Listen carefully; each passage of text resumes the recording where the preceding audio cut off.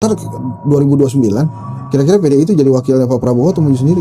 Siapa itu? Surya Paloh. Apa katanya? Nah itu tuh dimarahin nggak sama Surya kalau dibocorin? Pelan-pelan aja ngomongnya. Nah, Pelan-pelan.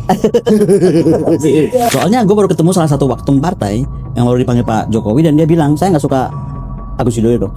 Oh, Berarti kan kok Solo bersuara nggak suka Agus Yudhoyono, kenapa nih? Dan kenapa abis itu akhirnya nggak disalamin sama Gibran gitu? pesan-pesan buat Bu Mega juga biasa. Buat Mas Gibran lah. Kalau harus anak muda hanya dua di mata gue.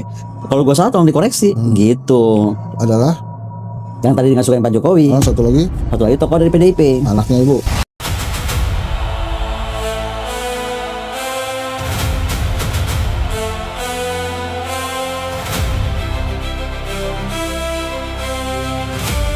Bismillahirrahmanirrahim. Assalamualaikum warahmatullahi wabarakatuh. Ini masih bersama Mbak Prof. Koni Rahakundini Bakri. Tadi kita ngobrol sambil makan jagung 2 butir. Dua ya. Iya, 2 butir doang. Nanti sekarang kita ngomongin yang lebih serius Pak Prof. Kita usia 80 tahun.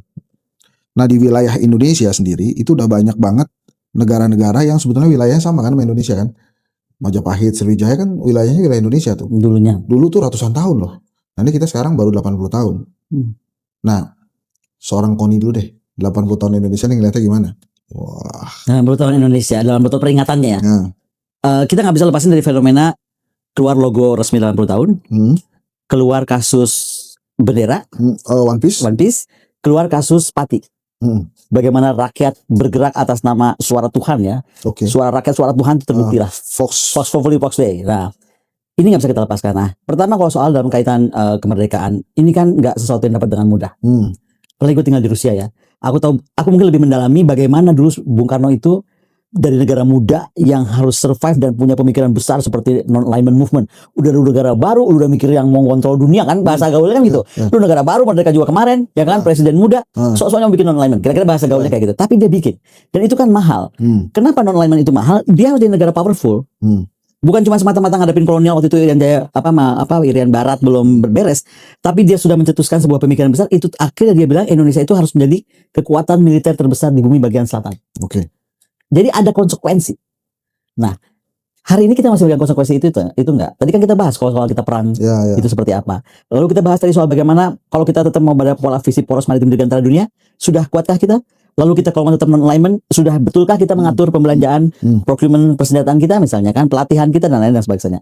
Jadi kalau ditanya Indonesia 80 tahun apa? Ya itu aku lebih refleksi, kira-kira kita ada nggak waktu menghormati para pejuang dan proklamator? Itu satu. Lalu muncul sekarang fenomena One Piece. One Piece ini kan kita tahu itu tuh adalah bendera apa sih? Bendera kebersatuan untuk melawan tirani. Bahasanya kayak gitu. Itu tapi kan quote the mic itu komik. Ya walaupun komik. Nah inilah sekarang pemaknaan tentang bendera. Kita mau pemaknaan tentang bendera nih. Bendera itu kan cuma kain. Pemaknaannya itu manusianya yang menentukan. Nah sekarang One Piece mau jadi gede atau enggak, ya tergantung kita memaknai seperti apa. Bukan dipersoalkan sebenarnya, tapi kita memaknai seperti apa. Sama halnya dengan merah putih. Merah putih ini mau cuma bikin dia merah putih saja, kain merah putih, atau merah putih yang tadi lu mesti betul-betul lu pikirin bagaimana bangsa ini, Tappy Doyle-nya, yang teknologinya, ekonominya, environment-nya, ya kan, dan lain dan sebangsanya untuk betul-betul menjadikan Indonesia yang ratusan tahun seperti Sriwijaya dan Majapahit. Gitu kalau gue lihatnya. Nah, tadi kembali dari kita ngomongin itu, ada fenomena Pati. Ketika seorang pemimpin begitu arogan nantangin, lepas 5.000 kecil itu malah 50.000, wah gitu kan. Begitu datang segumpiar begitu lo kaget kan, gitu. Dia mungkin kagetnya itu si Bupati itu 50.000 ternyata pakai sendal semua. Maunya pakai apa? Ya kan karena gara-gara pakai sendal itu makanya nyampe ke muka dia tuh. Kena tumpuk sendal kan. Tapi yang seru botol buat minum jadi senjata men. Waduh, langsung. Tapi ini agak loncat sih, walaupun gua ada pertanyaan lagi tentang 80 tahun itu. Kenapa sih kemudian ada pemimpin yang kesannya tuh rakyat nggak akan berani gitu di zaman sekarang? Nah, kalau itu kayaknya kembali ke buku gue. Jadi ada pemimpin yang menurut aku karena terlalu 10 tahun ini mungkin kita tuh kayaknya jadi ditarik ke bangsa yang yes man. Oke. Atau yes Sultan wannabe gitu. Gue gak tahu juga judulnya lu boleh bikin apa aja. Tapi kayaknya yes aja semua, gak ada yang berani kritik. Gak ada yang berani bersuara. Lu sebagai akademisi, gue sebagai akademisi, dan beberapa kawan kita sebagai akademisi dan guru besar di kita kan tahu lah setiap kejadian tuh ada pressure. Bohong aja kalau gak pernah di pressure. Gue ngalamin di pressure, anak gue ngalamin di pressure kan. Ada. Jadi itu kayak kita biarkan, kita begitu permisif. Sehingga dia makin ngerasa dia gak ada lawan. Udah paling jago deh gue. Semua bisa gue atur. Partai yang besarin gue bisa gue tendang, ya kan? Ya dong. Terus negara apa undang-undang, nggak penting anak gue bisa gue masukin gitu. Semuanya bisa dan penggembiranya kebanyakan. Itu dari faktor itu. Dari faktor lingkungan. Lu mau bikin apa katanya baterai sehingga perlu nikel. Apa jor-joran aja pokoknya hajar, Raja Ampat gak penting. Hajar, ngerti nggak? Yeah. Dari sekian orang mimpin, sekian banyak orang bikin keputusan, semuanya pasti yes man. Kalau nggak mungkin kejadian Raja Ampat digituin. IKN nggak mungkin kejadian kalau nggak semua orang yes man.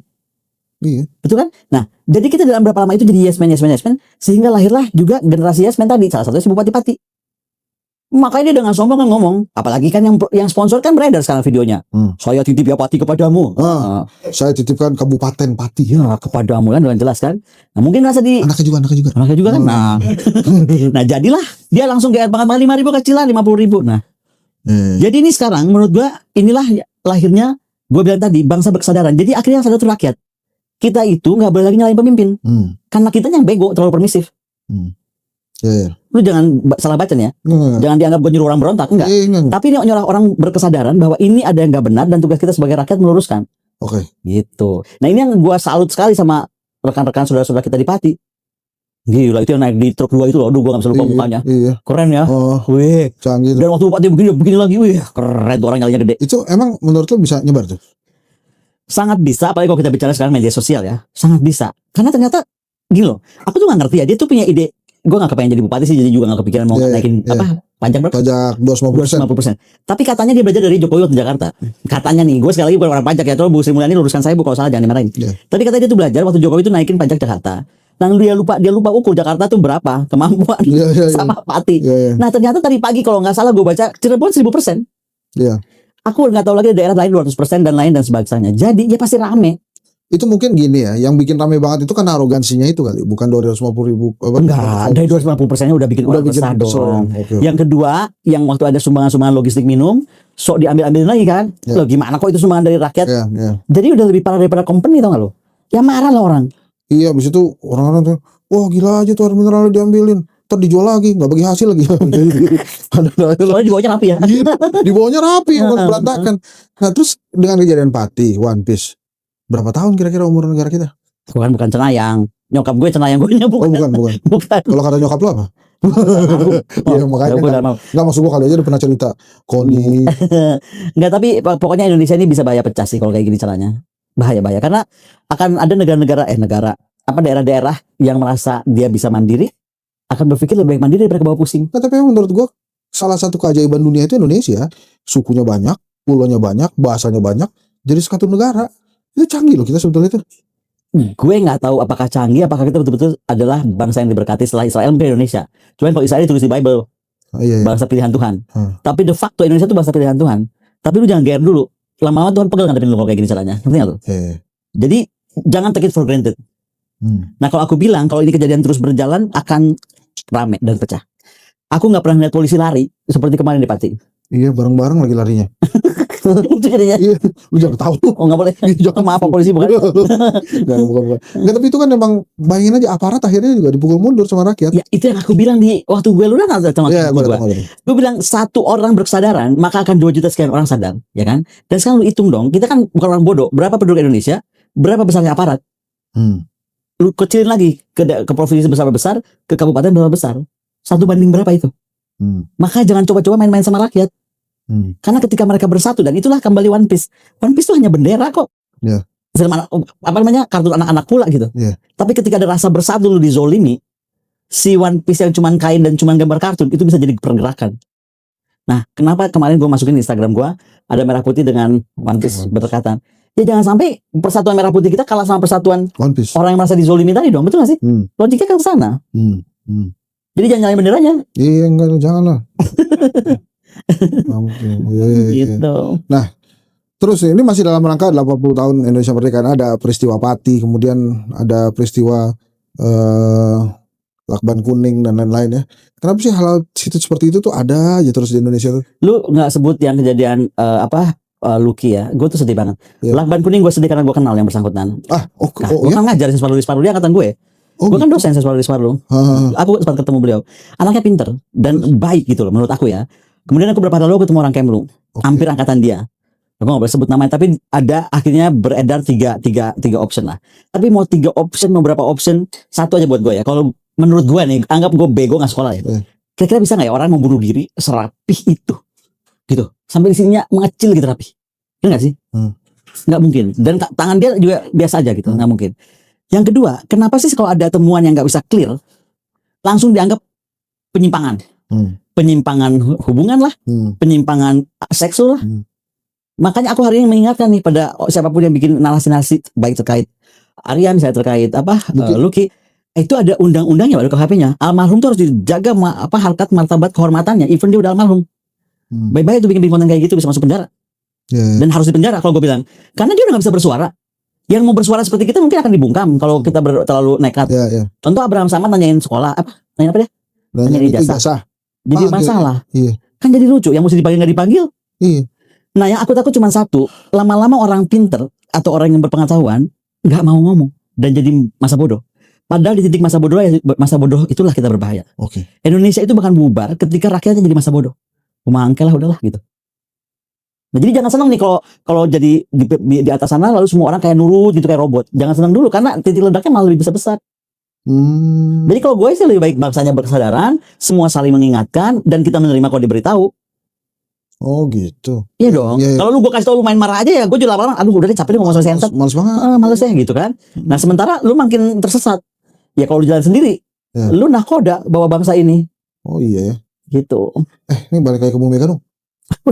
Enggak, lo kan makanya nih gue media-media tuh harusnya wawancara lu waktu Bu Mega bilang mendukung pemerintahan Pak Prabowo tapi tidak harus masuk koalisi.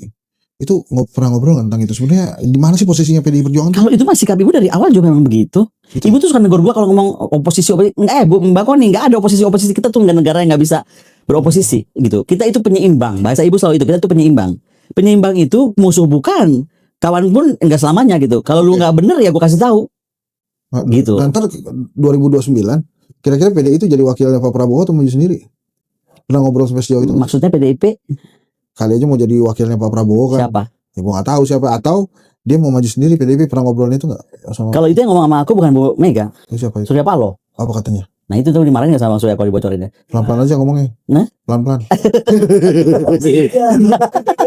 Soalnya gue baru ketemu salah satu waktum partai yang baru dipanggil Pak Jokowi dan dia bilang saya nggak suka Agus Yudhoyono. Berarti kan kok Solo bersuara nggak suka Agus Yudhoyono, kenapa nih? Dan kenapa abis itu akhirnya nggak disalamin sama Gibran gitu? Jadi di dunia ini gak ada kebetulan, makanya gue balik Rusia pusing gue di sini. Gitu ya? Ya apa aja yang gue ketemu orang, gue pikir cuma ngomong-ngomong ringan, kejadian. Iya tapi lu udah nginfo kayak gitu di podcast gue, lu balik ke Rusia lagi. Nah kan waktu itu lu pernah bilang katanya cuma 2 tahun diganti nama ini, Gue cuma ngobrol waktu itu sama Budima, Tegurejo, kalau sampai kan bukan itu pengen Pak Gibran diganti. Iya aku bilang karena saya dari awal bilang lahirnya salah, ya kan? Jadi jangan sampai diikuti gitu kan. Nah kalau diganti dan saya mendukung Patri, maka siapa penggantinya gitu. Ya aku bilang kalau saya lihat kalau harus anak muda hanya 2 di mata gue. Kalau gue salah tolong dikoreksi gitu. Adalah yang tadi nggak sukain Pak Jokowi. Satu lagi tokoh dari PDIP. Anaknya Ibu. Anaknya Ibu, masa tetangganya Ibu nggak mungkin banget. Oh gitu. Ngeri juga kita ngobrolin politik sama Dini.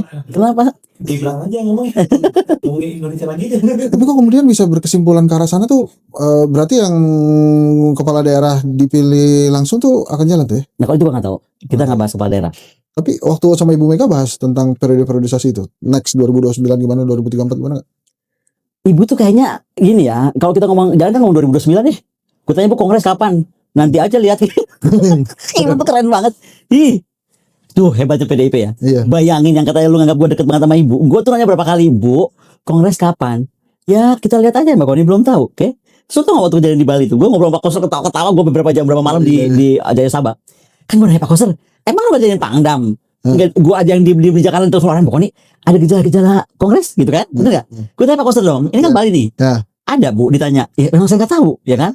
Karena semua itu briefingnya mau BIMTEK. Oh gitu. Oke, BIMTEK. Terus gue tanya, oke Pak, dari BIMTEK jadi apa? Jadi kongres itu gimana? Ya itu tiba-tiba di putusan kongres dan gimana caranya? Ya udah biar netral dari BIMTEK pakai itu aja apa? Umbul-umbul itu. Kan malah jadi bagus ya. Iya. Ini menurut gue ini fenomena cantik banget. Besok lusa nih semua partai mesti ikuti PDIP kalau gue rasa. Dulu ya kalau kita mau jelang Pilpres atau Pilkada atau apa kan pusing lihat bendera ya. Kalau sekarang kita lihat misalnya apa tadi umbul-umbul Bandung seperti apa gayanya, umbul-umbul Sumatera kayak apa, umbul Bali malah jadi cantik daerah. Nggak, makanya kan kemarin orang nanya juga, Mas Sensa di mana? Jakarta, lu nggak ke Bali? Biasanya kan kalau kongres suka diundang tuh Enggak tuh, kelihatannya enggak kongres deh. Tapi gue lihat di TV ada lu. Wah, kok ini ada di situ? Wah, gawat di kongres kelihatannya. Ini kongres makanya kemarin akhirnya keputusannya tuh tiba-tiba. Nah, Apa tiba-tiba. gara-gara setelah Mas Hasto dilepas? Enggak. Atau amnesti? Lu kan sama nggak taunya. Oh gitu. Kan ibu udah di sana, ibu udah tanggal 29 dong. Udah berapa hari ibu di sana udah bimtek? Enggak, maksud gue emang sengaja ditunggu kongres tuh after keputusan amnesti enggak gitu? Enggak. Oh. Enggak. Tapi kalau di sini gue hormat banget sama Pak Prabowo. Menurut gue Pak Prabowo itu ngasih hadiah terindah pada ibu. Kita harus tahu Mas Hasto itu dekatnya kayak sama ibu udah kayak lebih daripada ibu dan anak. Kalau gue boleh, jangan marah nih Mbak Puan sama Mas Prananda sama Mas Tatam ya. Tapi kan Mas Hasto itu teman diskusi ibu pagi, Sama sore. teng jam 7, harus di situ berapa jam. Nanti sore sebelum dia pulang ke rumahnya, teng. Jadi sehari itu 2 kali. Makanya kan berdekatan mereka kan kantornya. Terus waktu Bang Hasto ditetapkan tuh kan aku di sebelah ibu. Detik Mas Hasto ditetapkan. Aduh, sedih banget lah itu, dramatik banget gue di ruang tamu itu ya. Terus aku cuman inget tuh, aku bilang, Bu, sekjen Bu, posisi sekjen gitu. Karena menurut gue partai itu rada sekjen, aman kan gitu. Ibu pegang. Sampai sekarang kan? Sampai sekarang karena katanya Bu Puan mau kasih surprise kan sekjen barunya siapa, akan segera diumumkan. Oh. Kenapa jadi kayak dalam gitu, kayak ada hening gitu ya. Bukan lo ya, bukan. Oh, kacau nih. Emang lu ketum? Enggak, tidak kan, nanya aja. Kejutan kan? Oh, tiba-tiba, wah, Koni Ragundini, waduh, keren banget. Ini balik lagi ke 80 tahun Indonesia Merdeka. Ini kira-kira bakal kayak apa sih next Indonesia sampai akhir tahun aja lah, nggak usah sampai tahun depan deh. Kan ini soalnya katanya ekonominya begini, ini begitu. Tadi siang gue ngebahas sama beberapa wartawan ekonomi. Ini gimana menurut Mas Henry nih? IHSG naik terus. Tapi yang di lapangan rakyat kecil dan rakyat kelas menengah kelihatannya tidak seperti IHSG hidupnya. Jadi artinya tough gitu ya. Ekonominya barang-barang mahal, daya beli turun, tapi IHSG naik terus. Kalau gue nanya begini nih, kira-kira menurut lo sampai tahun ini nih gimana nih, akhir tahun ini? Kalau itu lu tanya jangan sama gue, sama Bu Sri Mulyani. Masih mulai nih ya. Lu salah nanya sama gue bukan ekonom saya. Kalau lo nanya ke Tadi kira gue nujung. Oh iya. Tapi kan nyokap almarhum nujung. Clairvoyant, jangan ngomong nujung. Bahasa Prancisnya clairvoyant nyokap gue. Kan nyokap gue nggak nujung gitu, dia tanggal lahir lu lihat muka lu langsung tahu. Oh iya? Iya. Mami gue tuh keren banget, say. Oh iya? Ilmunya tuh dari India Kala Cakra namanya. Jadi the date of your birth, nama lu, muka lu. Nah, udah. Terus dia bisa baca apa aja? Semua. Nih gue ceritain ya. Ya. Kan dulu kan Mami suka ikut motret sama gue. Mami kan pemotret internasional kan ya. Jadi dia tuh kalau gue lagi namanya bisa apa? Raden Nyi Raden Ani Sekarnisi Batmutrika. Dari mana tuh? Asli Ardiwinata. Ada Bandung. Oh, Sunda. Sunda pisan. Terus sama enggak? Jadi Mami itu bisa ketemu teman-teman gue langsung ngomong, lu baru cerai sama istri lu. Mampus. Ya, Sorry. Maaf. Terus gitu. Baru cerai sama istri lu. Nanti kamu akan balik lagi, enggak lama lagi nih. Balik sama istri yang sama gitu. Ya kan? Semua begini. Itu benar. Jadi orang tuh pada datang Mami, wah gitu. Pasiennya banyak lu ya? Dulu pasiennya banyak petinggi enggak boleh gua reveal. Oh. Itu. Ya seru. Oh. Gitu. Pak Harto kenal sama Mami dulu. Mami itu mengeramalkan Pak Harto meninggal ke gue. Oh, nggak maksud gue. Dulu kan Pak Harto spiritualnya kuat banget tuh. Ya. Supernaturalnya kuat banget Ya, kan. Kan biasanya banyak juga sekitar-sekitaran itu yang memang supernatural kuat-kuat biasa dekat sama presiden tuh. Masa gitu sih? Enggak gitu Mami dulu gitu. Kalau Mami itu banyak tamunya tuh memang VIP banget. Tapi kalau sekarang gue tanya gue nurun dari Mami enggak? Karena itu sebenarnya turunan kan? Iya turunan. Waktu gue lagi bikin disertasi gue, lu anak tunggal? enggak 3 bersaudara tapi gue cewek sendiri. Mungkin yang lain kali. Enggak. Nah itu makanya gue mau cerita. Oh, iya. Jadi Mami maunya ke gue. Gue dibawa laksana kemari ngapain apa laku itu Ya, hari ini laku. Ninti laku. Pokoknya naon lah nggak ngerti. Gue bilang Mami ini nggak, gue ada nggak bakat deh. Udah, tapi pada yang puncaknya gue bener-bener bilang Mami nggak, itu pada gue lagi bikin disertasi. Oke. Karena menjelang gue disertasi Mami udah mulai sakit kan, cancer kan. Itu kayaknya udah mulai dia mau lepas tuh. Jadi tiba-tiba ntar boleh ngapain tuh dia ngomong gitu. Orang belum kejadian nih, gue bisa tahu bener itu, gue takut banget. Nanti gue kenalin orangnya yang ngalamin itu. Jadi bisa ada orang tiba-tiba datang ke gue gini, Bu, saya mau jadi ini. Dan katanya harus nemuin ibu. Lu dari mana yang ngomong kayak gitu? Gue bilang gitu. Guru lu siapa? Gue bilang gitu kan. Udah Bu, pokoknya kalau ibu gak ngasih saya gak pulang. Gue bilang apaan sih orang, gue kasih daun. Kan gue berdiri deket rumah nih, karena gue kan jauhin dia masuk rumah. Daunnya gue cabut dah, sah, bawa daunnya lu jadi besok dia besok. Wah, beneran nih gue gak bohong. Tapi gue sendiri takut dong. Akhirnya tuh adik gue bilang gak bisa Mam, gue mau lepasinnya gak mau. Gue akhirnya upacara di Jogja, di tengah lapangan tengah malam tuh gue lepasin semua kayak gitu. Di mana di Parangsukmo biasanya gitu? Enggak ada. Waktu gue minta tolong adiknya mantan gue sama Pak Jaja. Dia kan adiknya bergaul sama para supranatural di Jogja yang lingkaran istana. Akhirnya aku dibantu, kalau nggak bisa lepas karena itu kan kayak turunan. Jadinya ke kakak gue. Oh. Yang cowok. Tapi itu ngeri ramalannya. Ini gue spill aja biar nggak jadi soalnya. Katanya ramalan kalau udah di spill ya kan. Jadi satu hari nih, Mami udah lagi mau meninggal ya, udah dia di rumah udah pakai detik-detik terakhir. Gue tuh lewat ruang tamu mau nengok mami. Kakak gue di situ. Lihat gue gini. Lu bakal pindah dari Indonesia. Lu akan tinggal di negeri yang saljunya tebal sekali. Dan waktu lu mati, seluruh dunia akan berita tentang lu. Karena lu akan mati di tengah salju itu yang merah karena darah lu. Mampus nggak? Gue langsung teriakan mami gitu ke mami gue. Ya anak gila kali ngelamar apaan sih? Gue bilang enggak, gue bilang gitu kan ke nyokap gue. Tapi karena mau nyokap gue kalau ngomong soal kejadian, ini kalau gue lagi di Rusia gue lagi jalan-jalan, aduh ini kali gue saatnya gue di sniper. Lu makanya jangan jalan-jalan di tengah salju, jangan. Kan gue jadi parno. Kalau gue jalan-jalan aja gue bawa orang banyak. Kan dia bilang gue mati sendiri mereka. Nah jadi kalau di salju nih gue selalu jalan langkah tangan. Jadi nggak bisa spellnya, nggak bisa ke gue. Itu kakak lo kalau jalan nggak nginjek tanah? Nggak nginjek lah. Tapi dia nembus tembok saya. Serius? Enggak lah ya. Enggak lah ya. Terus nggak lama-lama lagi. Udah gue nggak mau lagi ya. Gue kelihatannya cocok tuh bikin apa channel Apa uka-uka. uka-uka. Oh gitu. Nah itu balik lagi pertanyaan tadi dong. Nih kira-kira Indonesia berapa tahun lagi lewat nggak 200? Kok lu bikin gue kayak Pak Prabowo bisa ngeramal Indonesia beberapa tahun lagi? Gue bukan Pak Prabowo. Enggak kan pandangan seorang Koni yang sering banget di Rusia gitu kan pasti kita diomongin dong Indonesia di sana. Ya gini loh, kita kan nggak bisa karena diomongin orang. Lu yang mesti ngukur kekuatan lu sendiri. Ya itu kalau gue cari ngukur sendiri, Indonesia tuh mesti jelas tadi. Makanya gue senang sekarang gue bergabung di di perkumpulan akademisi dunia tentang non-alignment. Jadi non-alignment tuh di kita udah jarang diomongin. Tapi sekarang sebenarnya dari Perancis, dari Sorbonne, dari mana-mana, Brazil semua, itu lagi lahir gerakan neo non-alignment. Yang akhirnya mau menghidupkan kali non-alignment. Contoh si Burkina Faso. Berani banget kan ada donor itu. Karena dia belajar dari Soekarno banyak, yakin gue. Bayangin waktu dia baru jadi presiden berapa hari gue diundang ke Burkina Faso kan. Karena salah satu profesornya gue kenal di Sorbonne minta gue bicara di sana, cuman kan gue takut gue kena tembak negara penuh kudeta begitu. Ngeri. Gak ada salju tapi di sana. Yang ada salju ya. Tapi Burkina Faso aja sudah bergerak. Afrika sekarang bergerak, coba hebat seperti apa. Jadi BRICS ini juga menurut aku malah jadi satu unsur penting tentang non-alignment, menyeimbangkan dunia. Gitu. Ya udah deh. Udah deh capek. Kan, itu deh kasih ini deh. Pesan-pesan buat kalau buat Pak Prabowo kan biasa. Gak sopan banget dong. Pesan-pesan buat Bu Mega juga biasa. Buat Mas Gibran lah. Ini dia. Apa ya? Pesan buat Mas Gibran. Mas Gibran tolong sampaikan Mas Gibran ke Bapak yang di Pati itu, ya hati-hati sama bendera. Karena bendera itu ketika digerakkan oleh semangat itu menjadi sebuah kekuatan. Dan belajar dari Pati. Jangan coba-coba membuat Pati yang lain. Oke. Itu tadi Mbak Prof Koni Rahakundini. Ya. Baru saja kita mendengarkan ramalan kematiannya, mudah-mudahan kejadian lo panjang umur lah. Ya, semoga panjang umur. Amin. Ngomong-ngomong berarti lo itu dong ya? Pemanasan global seneng dong, kan gak ada salju ntar. Nah itu panjang umur lo. Gak ada. Ini parah banget orang. Yang gak usah nunggu pemanasan global, gue pindah aja kan lebih panas. Makanya gue mau pindah ke Italia nih, gue mau base di Italia aja. Di Portofino gitu kan ya. Gue berasa Sofia Loren dong. Ya kan? Ungsorno. Bangka di Roma. Lu satu lagi gue belum tanya nih sama Koni. Lo punya hobi gak? Hobi lo apa sih? Ya Allah ya pasti punya lah. Apa hobi lo? Nyetir. Oh maksudnya nyetir? Gue tuh nyetir tuh kebahagiaan gue, tau gak lo? Oh ya? Dari kecil, lu tuh gak gue nyetir gak pernah diajarin. Gue tuh SMP kelas 1, ya kan ngeliat mobil di garasi, mami gak ada, papi gak ada. Ya udah gue bawa kabur mobil. Serius. Jadi dari dulu itu, dari gue SMP, setiap gue sedih, upset, stres gitu, gue nyetir. Makanya orang heran gue gak punya driver. Kalau sekarang gue pengen driver, gue lagi pengen aja karena gue capek, hari ini acara gue banyak. Tapi mostly gue nyetir sendiri. Oh gitu. Semua bilang pakai ajudan, pakai ini, pakai itu, semua orang nawarin, ya kan? Dari angkatan manapun nawarin, ibu juga nawarin, Mas Hastu nawarin. Enggak, karena gue enjoy nyetir. Makanya gue suka mobil. Masak juga masak. Tapi gue gak kolek mobil. Masak bukan gak suka, karena gue tinggal di Rusia, lama-lama bosen, ya akhirnya gue bisa masak.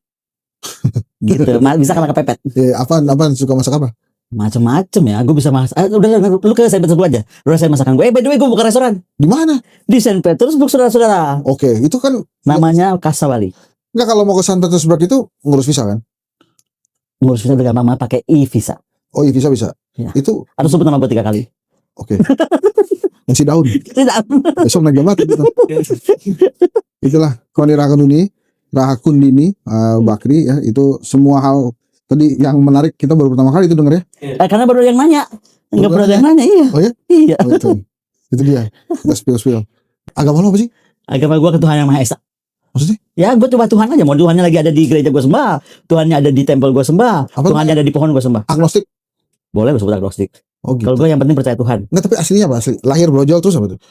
Anak brojol gak punya agama dong. Oh ya enggak, tapi dikasih sama Islam. Ya. Terus sekarang pokoknya lo percaya agama. Gue percaya Tuhan. Percaya Tuhan. Bahaya percaya agama sekarang tuh menurut gue. Enggak, tapi emang agama itu antar gue dikritik lagi. Gue kemarin enggak karena gue bilang tadi. Gue kemarin ngomongin Nabi Adam gue dikritik. Enggak, karena kalau gue punya keyakinan agama itu bisa jadi sumber perang, kayaknya kan dari ilmu gue. Ya. Dan cara gue memahami, kalau salah ya maafkan dan luruskan, betul nggak? Ya. Tapi kalau pemahaman gue, kalau ternyata agama itu menjadi sumber perang dan itu ada teorinya, gitu kan? Ya kita nggak usah terlalu gini. Urusan kita sama Tuhan jadi urusan pribadi aja. Ya. Lu jangan coba urus-urusin deh. Karena kalau agama itu saksinya mesti Tuhan, susah manggilnya. Ya jangan dipanggil juga, kalau dipanggil. Ya kalau orang sekarang tuh banyak playing God. Ini karena perintah Tuhan ya, itu kan bahaya. Oh iya. Mendingan sekarang kita refer buku gua aja, ini perintah rakun ini gitu. Ya 10 perintah rakun ini. Demi Indonesia yang merdeka sampai berapa? 1000 tahun. Nah, kan gitu. 1000 tahun ya. 10 tahun masa kalau Mas Sriwijaya? Sriwijaya Nggak nyampe ya, 300. 880. Enggak. Sriwijaya 800-an, saya. Bukan 300. Enggak, 889 tahun. Oke, lantar kita Kita cek lagi. Gua kan di arsip sama siapa. Iya, betul emang. Nah, terima kasih banyak Mbak Kembali. Kopi sudah hadir di Terima kasih bukunya. Kedai Kopi. Udah aku Makasih baca. banyak. Udah deh ya. Assalamualaikum warahmatullahi wabarakatuh. Salam.